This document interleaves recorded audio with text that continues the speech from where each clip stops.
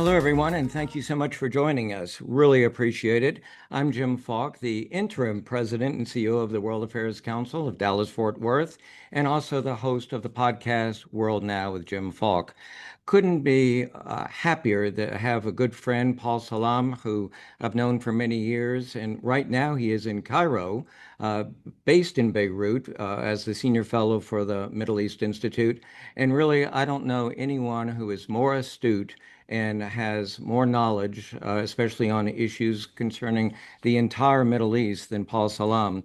Want to encourage everyone to take a look at his Substack. It's called Thinking Middle East, and you can imagine just how busy he has been. Before we get started, let me just mention that we are going to be using this interview, airing it later on ksfr.org in northern New Mexico. So because of that, Paul and I are going to be in a conversation for about 30 minutes, and then he has generously agreed to stay on the line, and we will take your questions for another 15 or 20 minutes. And so want to ask you, and I think you know how to do this, put your questions in the Q&A box. Keep them as short as possible, and we'll be sure that Paul gets to as many of them as he can. Paul, good to see you. And I should probably mention that, as I said, Paul is in Cairo with bandwidth that may not be quite as strong as we would like. So take a good look at Paul, because if the bandwidth starts jumping around, we're going to lose his good-looking face, and we'll just hear his voice. Thank you, Jim. It's a pleasure to be with you, and hello to everybody who's joining us on this call.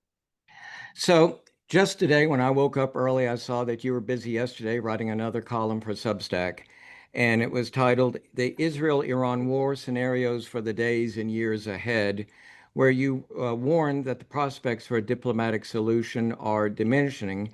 And I found that especially interesting. It shows just how rapidly events are happening, because a few days ago, you wrote that there indeed was perhaps an opportunity to revive diplomacy. So where are we today? Well, today we are very, very far from diplomacy. I find it very difficult to imagine 1 week into this war that we will be able to snatch an agreement out of the jaws of war. Just to give a bit of background, the US and Iran did have an agreement exactly 10 years ago, which was the agreement that President Obama and the Iranians arrived at, which at least gave a pathway to managing the Iranian threat. Obviously, President Trump in his first term abrogated that agreement. He said he wanted a better agreement, but in his first term, he did not find an effective pathway to get a different agreement, so Iran was left without such a thing. In the meantime, they've been increasing enrichment and making things worse. President Trump, in the beginning of his second term, surprisingly, in a positive sense, says he very much wanted to have an agreement with the Iranians, but that was given only basically 8 weeks. There were meetings, some progress was being made. Obviously, the positions were still, far apart, but that's generally how negotiations work. It's important to note that Prime Minister Netanyahu didn't like the first agreement in the first place, and was very happy when it was ripped up.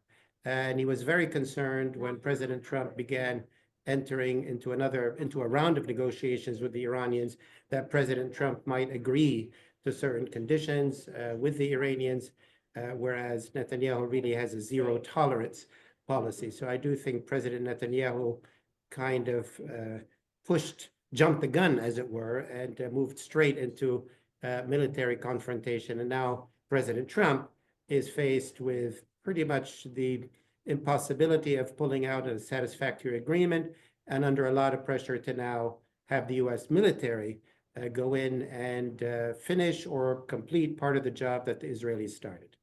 Yesterday, and maybe many of our listeners and viewers heard General Wesley Clark last night. He was on CNN, and it was really quite staggering when he said, if the United States go in with the 30,000-pound bomb, the bunker busters, that there would need to be cleanup. And he said, you might need one or two battalions or special forces. And he indicated or hinted that that would be a role of the United States. Well, I mean, General Wesley Clark is the person to comment on the military details of that. Any attack on Fordo would be very complicated and very difficult because such an attack is exactly what Iran has been preparing to defend against or prepare against. It knows what equipment the Israelis have. It knows what equipment the Americans have, and they've been preparing for this for many, many years. So it certainly is not going to be easy. What worries me more than that is that Iran has the capacity to really flood the Gulf, the Persian Gulf, the Gulf where all the energy systems are. But that's a very small body of water. It's a few miles across. For them, hitting Israel is very difficult, very challenging, very long range. But the Gulf, the Straits of Hormuz, the US bases all over the Gulf, the energy infrastructure all over the Gulf is very much within their reach. So that, in a sense, is what has deterred the US in the past, indirectly Israel, from escalating too much with the Iranians. And we still don't know if the Iranians went in that direction. There really is no full defense against that. You have written quite a bit on the dangers, the perilous nature of regime change. I think the United States has moved away, had moved away from that in Iran, but it seems that Israel is going full forward on that, especially because it wasn't just an attack on the nuclear facilities. Israel amazingly knocked out, killed many of the leaders, not just in the military, but government leaders as well, and they're continuing to do so. Is that Israel's intent, you think, to? Well, I mean, they just announced today that in a government meeting, they said we have not yet decided to do regime change in Israel, which obviously means that regime change is certainly very much on the table. It has been part of Prime Minister Netanyahu's messaging to Iran and the Iranian people, calling for them to rise up. What Israelis are certainly doing is regime degradation, weakening the regime, hurting the regime, certainly on the nuclear file, but all of their defense capacities. They're hitting a number of their economic areas. And this is just the first 7 days. And as Iran also hits Israel, this could escalate more and more. So it's certainly degrading the regime. It's shaking the regime's capacities. I think in terms of regime change, that is completely unrealistic, that there is no immediate scenario for regime change. But certainly if a regime is very mortally weakened or extremely weakened, then maybe several years down the road, something could happen. Keep in mind that, it took Iraq, a full invasion to do regime change. In Syria, it took 13 years to achieve regime change. So there is no short-term regime change scenario. What's the relationship now between the Minister of Defense for Israel and the Prime Minister? Because I asked that because just a day or two ago, it may have been yesterday, in fact, the Minister of Defense said Israel would now target strategic targets and take on actions to destabilize the Ayatollah's regime. Well, I'm not an expert on, Israel's domestic politics and its government politics, but I would say Prime Minister Netanyahu and the defense minister are pretty much on the same page in wanting to go all out, not only hitting Iran's nuclear capacities, but all of its defense and security capacities, and definitely beginning to target a number of their economic institutions and other forms of infrastructure. And as I said, this is just the first 7 days. The war in Lebanon, the war in Gaza has been going on for almost 2 years, the war in Lebanon for almost the same amount of time. So this could be an extremely drawn out conflict. It's clear what the Israelis can do in Iran. There is limited clarity as what the Iranians can do in Israel because it's a very long missile launch from Iran to Israel. The real unknown is, will they pull the trigger on hitting American bases in the Gulf and energy infrastructure? That's really their, ace in the hole if they wanted to use it, and that would really have dramatic consequences. Well, that's certainly true, but they could also hit companies, they could hit American schools, consulates, anywhere in the world. And would you not agree that a conflict with Iran could be very asymmetrical? Well, Iran retains a lot of its asymmetric capacities, and by asymmetric, we mean partly its militia network in Lebanon, Yemen, Iraq, other, in Gaza to some degree, and it's trying, builds capacities elsewhere. It also has an illicit kind of criminal network around the world. It has intelligence networks around the world as well. It has always known that it does not have the conventional balancing capacity with the conventional forces of Israel, and certainly not the United States. So it's invested a large amount of time and resources in its asymmetric capacities. If this is a very long, drawn-out war, sort of a drag and slugfest, then yes, everything might be on the table. It might be a very ugly several months or several years ahead. We certainly want Iraq to remain as peaceful as possible, and yet rockets were fired towards Israel. I don't think they hit, but rockets were fired towards Israel from Iraq. Give us your view of just how stable the government is there, and as a follow-up, where do the Kurds fit into this? Well, I mean, the Iraqi militias have been largely lying low since the US went after them many months ago. This is in agreement with the Iranian Revolutionary Guard Corps, who has told them to sort of save their gunpowder and avoid being hit by the Israelis or the Americans. The Iranians are giving the same directives to Hezbollah in Lebanon not to join this fight. They want those sort of tools to remain available. They don't want to sort of pop off those guns and kind of waste them. However, the Houthi militia has the one in Yemen has been the one that's been the most active throughout this period. And when you talk about the Gulf and obstructing transport and trade in the Gulf, the Houthis have been having a similar effect on the Red Sea, which is another very important trade route. What are the off-ramps for Iran now? Very difficult to say. I think a negotiated off-ramp is no longer available. I mean, they've said they want to come back to the table, but in effect, what the US and Israel would want from them, which is zero enrichment, dismantle all of your enrichment facilities, maybe dismantle your ballistic missile programs, give up on your militia allies in the region.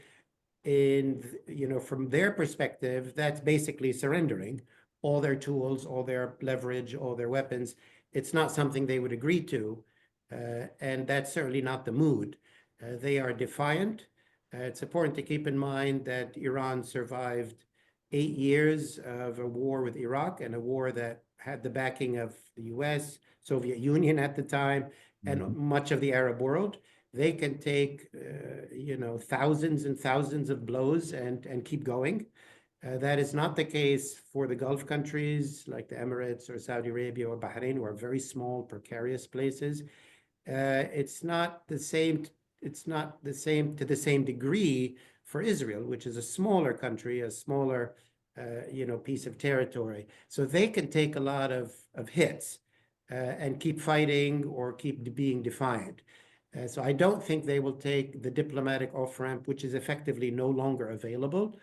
I think what we're heading towards is, I guess, one of two things. One is an increasingly damaging Israeli onslaught and a less damaging Iranian response to Israel. In other words, if Iran does not, bomb American and Gulf locations around the Gulf, it does not have much leverage. I think Israel then will continue its devastating actions in and around Iran. It's possible that the US might join that by taking out the main enrichment facility in Fordo. That would be a major but limited engagement. That's one scenario, and that could go on for months and months. The other scenario is that Iran escalates and devastates or attacks a lot of the American bases, which effectively will disrupt life in the Gulf as we know it, and would have tremendous effects on energy prices, on sort of global stability and global security. And that would, I think, put a lot of pressure on the US either to escalate itself and try to finish it quickly militarily, or to call a halt. And in fact, what President Trump might be considering right now is that risk, that he might be thinking, maybe I shouldn't wade into this. Maybe the Israelis have done enough damage. Maybe I should, sit on them to say, okay, enough, you've done enough damage. We cannot escalate. We do not want to risk a wider war. Or Trump is saying, they're already halfway there. Let's do it. And as Trump himself said, we don't know what Trump's going to do. Yeah. So as you know better than anyone, there's strange bedfellows in the Middle East. And over the last, year, 2 years, Saudi Arabia and Iran and the Gulf countries have reached somewhat of a detente with Iran. Jordan did assist in defensive maneuvers to protect Israel against the barrage of missiles and rockets coming from Iran. But how does MBS and others react to this situation? Do they just stay quiet and hope not to get involved? And as you've indicated, what does happen if Iran does attack U.S. bases in the Gulf? Well, 8 years ago, when Trump came to office for the first time, it was the case that a lot of these Gulf capitals were urging President Trump to, they were not happy with the nuclear deal. They were urging him to hit or weaken Iran. They were being very aggressive, encouraging the Americans to do something against Iran. And they got the message loud and clear from the Iranians that if you do that, if you encourage the US to go after us, and either Israel or the US actually does it, our first targets are going to be in the Gulf, or they're going to be in Abu Dhabi and Dubai and Riyadh. So I think the Saudis and the Emiratis in particular concluded that two things: that one, there isn't coming confrontation between Israel and Iran. It's going to happen. They are too vulnerable as targets to be any part of this. Keep in mind that the Houthis were encouraged by the Iranians to bomb Saudi Arabia for several years to make them get the message. So the Saudis and the Emiratis effectively, yes, normalized with the Iranians the way that a boxer who feels that he might be losing the bout, gives a bear hug to the strong boxer so they don't hit him too hard. So that's where we're at. And indeed, they are keeping fairly muted. They're calling for de-escalation and diplomacy, but they can't anger the Israelis or the Americans too much, and they certainly don't want to anger the Iranians. They're very, very worried about the risks involved. Their economies are very precarious, and they would like this to end sooner rather than later in a diplomatic agreement of some kind. We often talk about the Arab street, but I want to ask you about that. But what about the Israeli street? We know that Prime Minister Netanyahu barely survived a vote of no confidence last week. In fact, prior to the attacks on Iran. We know the Israeli public is largely against the actions in Gaza. They'd like to get the hostages home. But are they supportive of this action against Iran? Well, certainly Iran has been a major concern, for Israeli public opinion for a long time. Hamas and Hezbollah are backed by Iran, so there is a case there. And Prime Minister Netanyahu has made it, his life's work, as it were, to focus on that issue. The opinion polls I saw that came out just maybe a couple of days into the attacks saw a kind of a slight majority in support of this action. But as you said, Israel is a very divided society today, sort of similar like the United States. There's deep, deep divisions for domestic reasons in many cases. I haven't seen opinion polls after the painful attacks that Iran has inflicted on Israel. And I'm waiting to see that. And that could cut both ways. One is, the more Israelis feel vulnerable to Iran, the more Netanyahu can say, I told you so. They are too dangerous. They want to kill us, so we have to go get them. There's that argument that can be made. Or if the Iranians really hit more and more key targets in Israel, the government has to begin thinking, what's the cost that we can bear? There's also reports that are very significant that the Israelis and the Americans are running low on their anti-missile missiles. These are very expensive missiles. They have a limited number of anti-missile missiles, and Iran has a limited number of missiles. But it seems that currently Iran has more missiles than they have anti-missile missiles, and that's causing concern in Israel. And that And we might really at some don't point know lead to how many some. missiles Iran has. I read an article Yeah. yesterday that said, just like you indicated, that Iran might be running short of missiles, and yet just yesterday or overnight, they hit the Israeli hit the hospital in southern Israel. So perhaps they're being more Yep. strategic.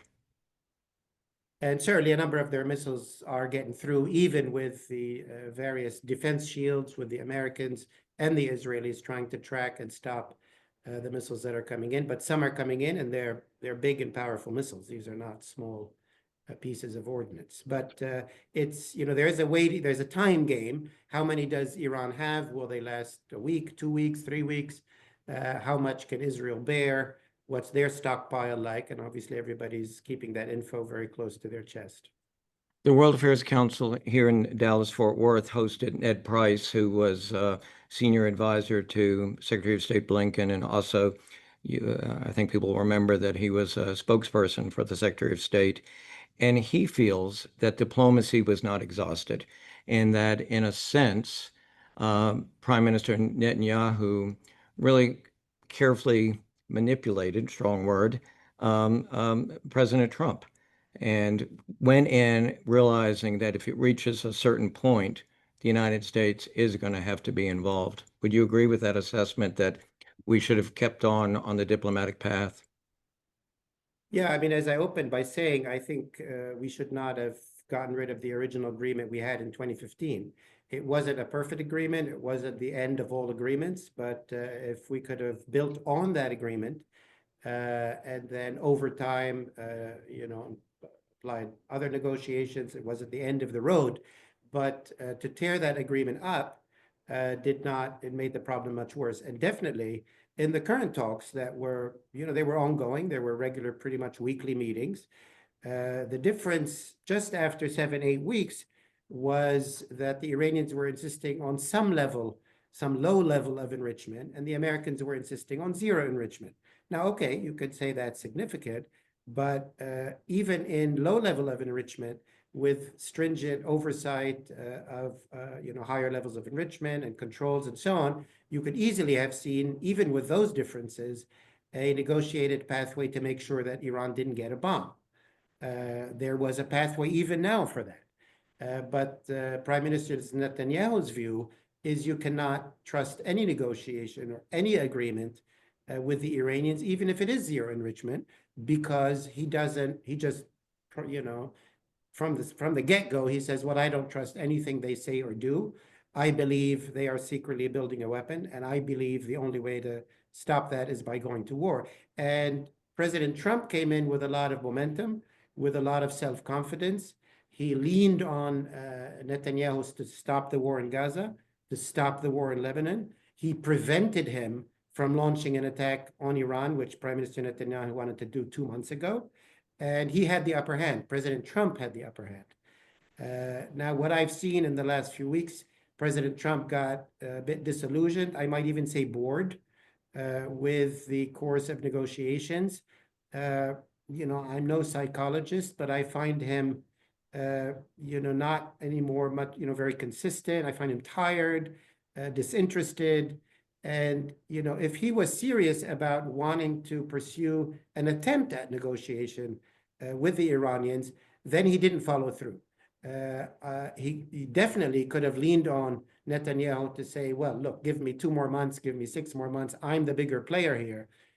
You cannot preempt my negotiation. It is the case that Netanyahu, like he did with President Biden, ended up being the more effective bully in this relationship. Well, President Trump clearly needs a diplomatic win. I mean, some people point to what's happening in Congo as a success, but that's not one that's really getting on the front pages or where he's tweeting about in Truth Social. The Wall Street Journal recently ran an op-ed that said that America's security would be bolstered if Israel wins. Not sure again how you define a win, but that our security would be badly damaged if it fails. How do you see that? Well, I mean, Israel has kind of put the US in a binary situation. Israel has gone to war against Iran. It's kind of aggravated the beast, as it were. And now the US is in a very difficult position. That here you have an Iran which is, been under attack, an Iran that legitimately can now say these, supposed nuclear talks were a sham. This was all a cover to attack us.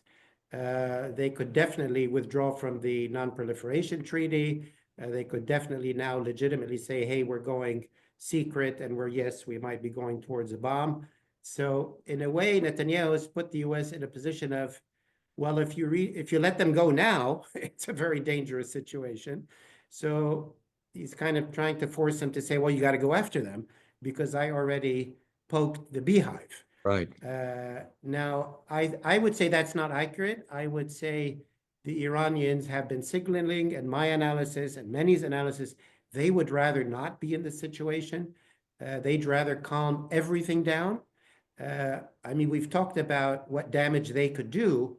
The fact of the matter, they're losing every day and every hour. I mean, they're losing this war. Now they're causing damage while losing it, and they could cause a hell of a lot more. But they're not in a good situation. They certainly do not want the massive US Air Force to come after them. So there is an off-ramp, but it's not an off-ramp with a shiny Trump deal with a bow on it. It's just an off-ramp, let's stop the madness, and let this sit for a while and then maybe attempt some negotiation down the road. I mean, what I fear is simply going for war after war. We're going to be in a very, very messy situation. I think President Trump is correctly assessing that this could sink his presidency. If the Gulf goes up in flames, that's kind of game over for his presidency. Well, so often what we see is that it's not just where leaders are thinking about what's best for their country. They're thinking about, especially in authoritarian states, their own survivability.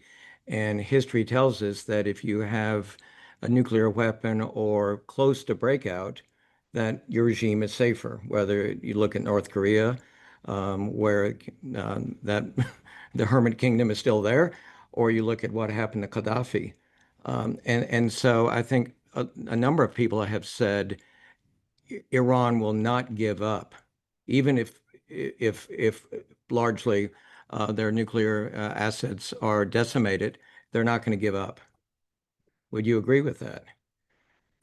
Well, I mean, I would say a couple of things. I mean, as I just said, Israel has put the US and kind of Iran in that position that now the fear is they're so aggravated now that they will think much more seriously of going for the bomb.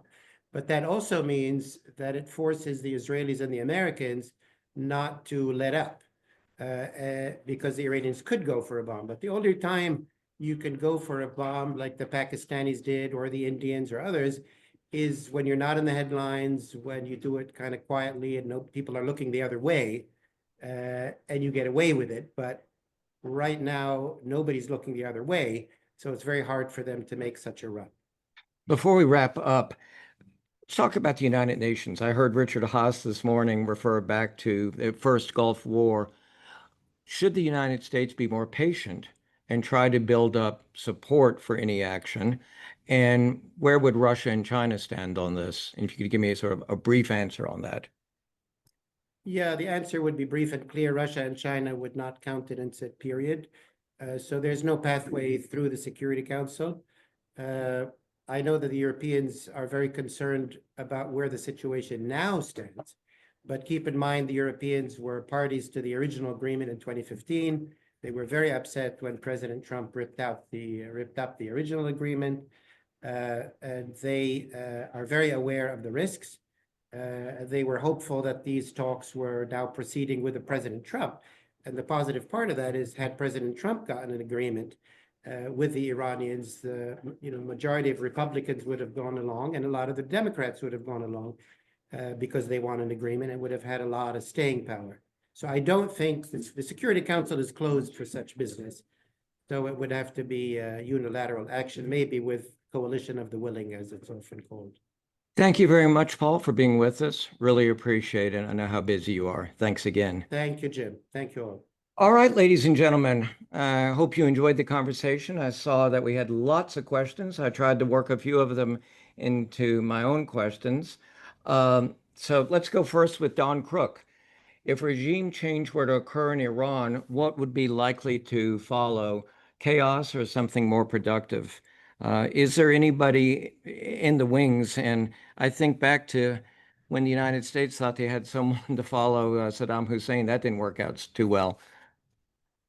Well, I mean, I would say first, there's no near-term scenario of regime change in Iran. That's just not unrealistic. That's not realistic. It's a very powerful regime. It remains very powerful, militarily powerful, ideologically powerful, and the rest of it. But I do think, as I wrote in the piece that you mentioned on Substack, that there is potentially a long-term scenario for regime, some kind of regime falling apart or disintegration and eventual change. Iran is a patchwork of different ethnic groups, different provinces. Many of them have been restive for a long time. If the regime in Tehran gets weaker, poorer, under attack, continues to lose its capacities, some of those regions, I think over time, maybe 6 months, a year and a half, will become, drift out of Tehran's control. And of course, I think the Israelis and Americans and others would help them do that.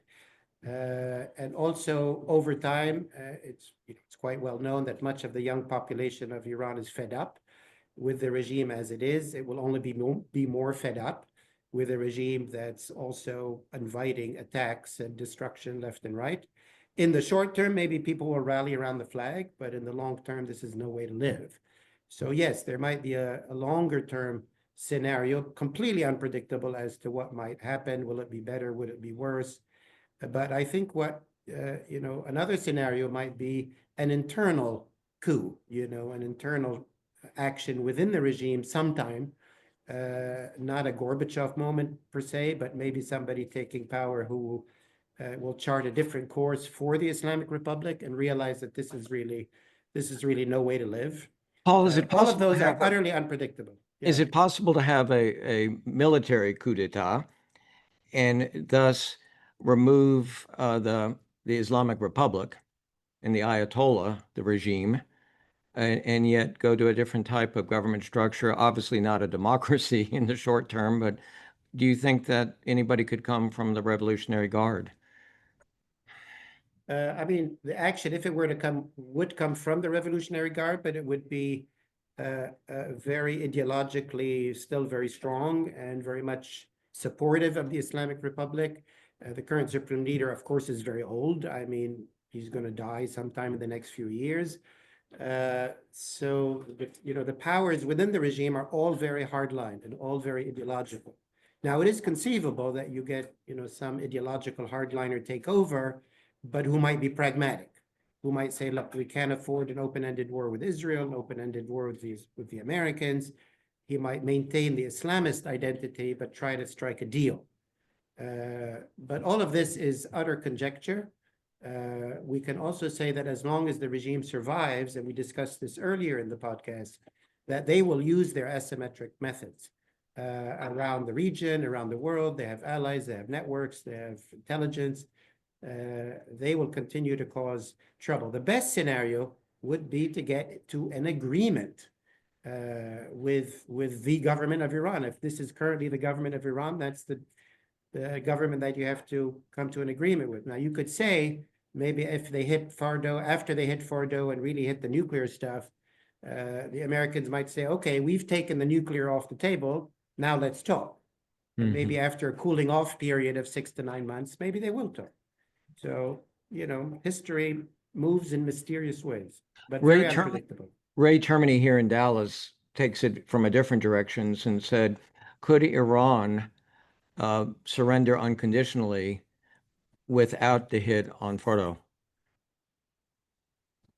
I mean, there's no scenario where this regime, this government, will do anything close to surrender. They don't want to. They don't feel they need to. Keep in mind, as I mentioned, they can take a hit. They can take 1,000 hits. They're resilient in that sense. It's an enormous country. It's already been under sanctions forever. They're not going to flinch in the way we think they are. And if the US and Israel take out their nuclear facilities, then they've taken out the nuclear facilities. They're not going to surrender. But they'll just have to, lump it. Let me, question from Jack. Who are the most influential advisors to President Trump on the Iran strategy? Or is he trusting his gut? Well, I mean, that's a very good question. I mean, obviously, he had Mike Waltz, but he removed him. Mike Waltz was a hawk on Iran, and he removed him when he wanted to move into negotiations. He does have his envoy, Witkoff, to the Middle East, who is very much in favor of negotiation. He's a deal maker like Trump, not a hawk. Secretary Rubio is more hawkish on Iran, but very cautious at the same time, never one to, walk straight into war. And then you have really the people close to Trump's base, including the vice president, obviously Tucker Carlson on the outside, but a very influential figure, who are really sounding the alarm bells that this is kind of the worst scenario for Trump to be dragged into a very large-scale war that might end his presidency. And yet he's hearing from the other side too, the Sean Hannity group. He's hearing from them. And in fact, I mean, the position that Netanyahu has put him and the US in is really what's driving the conversation, that at this point, if you don't follow through, then you might be, leaving a hornet's nest, super angry, rushing towards a bomb, no negotiation path anymore. Netanyahu has really put the US in a very binary choice. Let me bring in Kenneth Apt, and I'll read the entire question here. U.S. Senate Joint Resolution 106 of July 2024 provided an authorization to use military force for hostilities against Iran, but only if Iran actually had 1, a nuclear weapon, 2, sufficient material for a nuclear weapon, or 3, dedicated delivery system. It is not concluded that any of these 3 have been met. Under what authority then could Trump initiate hostilities in regard to that war powers resolution? I would say I'm not the constitutional lawyer that you should ask that question to. I don't have sort of the right answer for that. More people know about that than me. But sitting here in the Middle East, my sense is that President Trump could issue the order tonight, and a B-2 would be flying over Iran and bombing Fordo. That seems to be the dynamic. How that plays out in the U.S. Congress and the Republican Party and the Democratic Party is beyond my area of expertise, sir. Next question from an anonymous attendee. Iran has supported Russia's invasion of Ukraine. If the U.S. joins Israel in overtly attacking Iran, how do you think the relationship between the 2 presidents, Russia and the United States, would be affected, Putin and Trump? Well, Putin hasn't really come out. I mean, he's denounced the attacks on Israel as destabilizing and so on, but he hasn't taken any military action. He hasn't moved anything into Iran to support. A year ago, Iran and Russia signed a strategic agreement, and you would have thought that Putin had possibility to do that and to stand with the Iranian regime like he stood with the Assad regime in Syria very clearly and very boldly. He has not done that. I think partly that's because he has certainly his hands full in Ukraine. He's not maybe eager to spread himself too thin. And one would think he doesn't want to step into a conflict with Israel. Russian-Israeli relations are generally good. And, it's only 7 days into the conflict, but he's not eager to add another set of problems between him and President Trump. But I do think Russia has interest in Iran. I think Russia will help the regime survive. They do share a lot of cooperation on sanctions evasion. Russia needs Iran in that system, and I think they will be supportive of the regime, but not in an overt military confrontational way. This weekend, I think it's this weekend, several European countries, UK, France, Germany, may have left out one or two, are going to be meeting with apparently a high-level Iranian delegation in Europe. Can anything come out of that?